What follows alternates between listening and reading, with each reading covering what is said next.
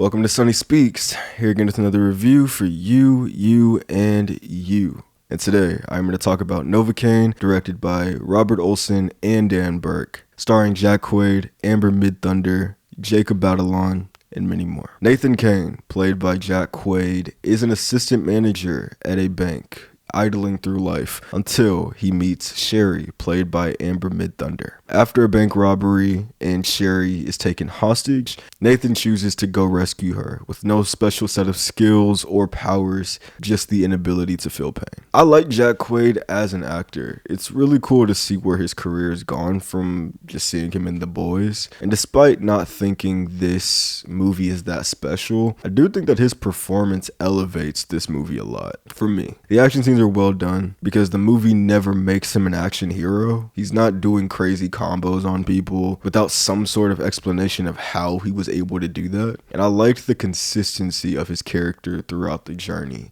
he embarks on. And his character did make me laugh a couple of times.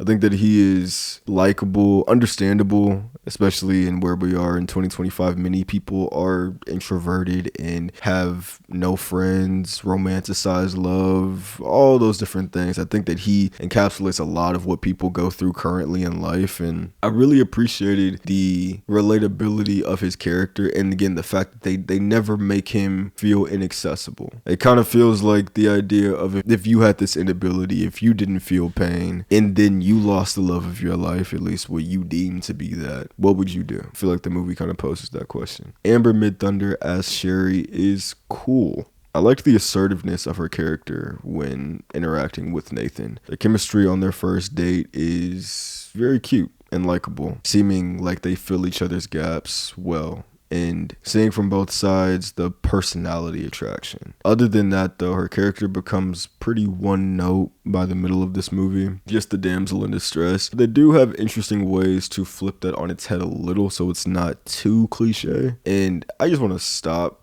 to talk for a moment about it's so cool to see Amber Midthunder in more things now. From Prey, which she was amazing in, and if you have not seen Legion on FX, or it's on Hulu now, that is one of the most creative shows I've ever seen in my entire life. So please, if you have not seen Legion, go watch that because she is also really great in that show. Jacob Batalon is back again as the guy in the chair. I actually don't remember his name.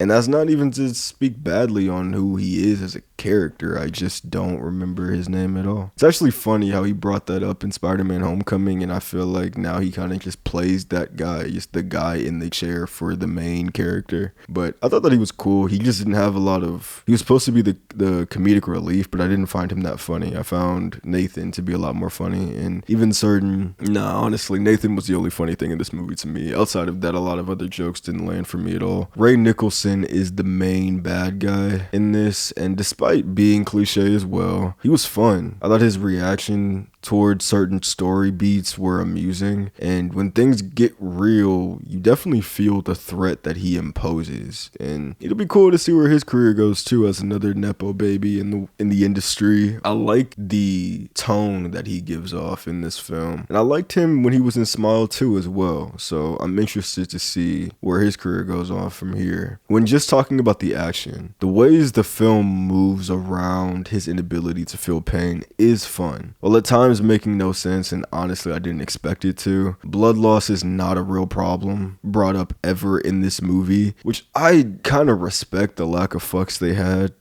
to be honest. And the film definitely puts its main character through some crazy shit. By the end of the journey, dude is in a full body cast and you completely get why. But he also leaves some enemies in horrible shape as well. Specifically the bald guy he fights in the tattoo parlor. Even though that guy lives, I would argue he has the worst fate out of anybody else that he fights in this movie. The cinematography in this isn't anything special, but I do really like the beginning fight in the restaurant kitchen. I liked how the camera moved around the set piece, and I think that fight in particular was a really cool way to show how this is not your traditional action hero. The visuals throughout but mainly in that particular fight, I think affected the dynamic of the scene in a very positive way. Overall, Novocaine is a painless experience, which I questioned when having to see the trailer over and over and over, and I did not like the trailer at all. It's one of those action movies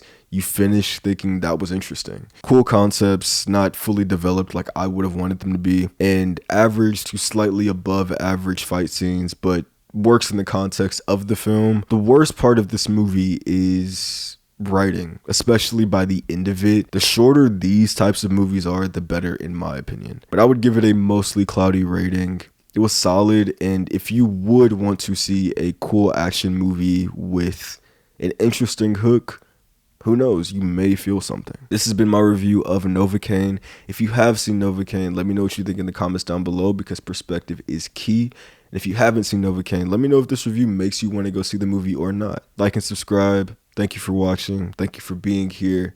I'll be back again, and peace.